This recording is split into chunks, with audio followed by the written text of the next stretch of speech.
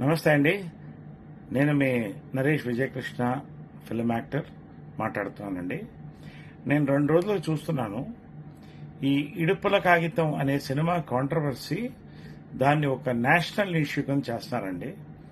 సరే, సినిమా వాడిగా ఒక సినిమాకి అటెన్షన్ వస్తున్నప్పుడు సంతోషపడతాను, కానీ మన తెలుగు భాషలో ఒక మాండలికాన్ని ఎవడో ఒకడు నెటిజన్ కోట్ల మందిలో ఒకళ్ళు ఇద్దరు ఏదో కమెంట్స్ చేశారని దీన్ని ఎంత ఇష్యూ చేసి ఒక గొప్ప మాండలికాన్ని అవమానం చేయడం అనేది తెలుగువాడుగా మనమందరం సిగ్గుతో తల ఉంచుకోవాలండి. ప్రతి మాండలికం తెలంగాణ, రాయలసీమ, కోనసీమ, ఉత్తరాంధ్ర ఏ మాండలికమైనా కూడా ప్రతి మాండలికానికి ఎన్నో పోరాటాలు జరిగిందండి, ఎంతో ఇన్వెన్షన్స్ జరిగినాయండి. ఇవాళ గర్వకారణంగా మనమందరం తెలుగువాడని చెప్పుకుంటాం, తర్వాత భారతీయుడని చెప్పుకుంటాం.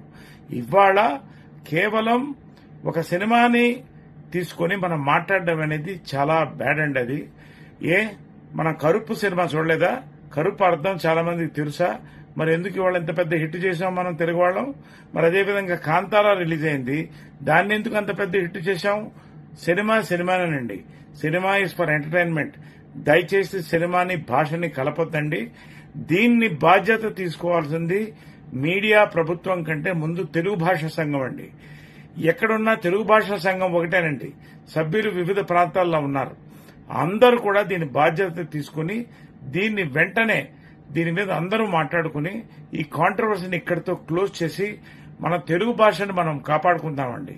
మన రీజనల్ లాంగ్వేజెస్ ఈ రోజున మ్యాప్లోంచి తొలగిపోతున్నాయని ఒక పక్కన యునైటెడ్ నేషన్స్ చెప్తుంటే, మనం ఒక పక్క నుంచి మన సొంత తెలుగు భాష మన కొమ్మల్ని మనం నరుక్కుంటున్నామంటే ఎంత సిగ్గుచేటండి.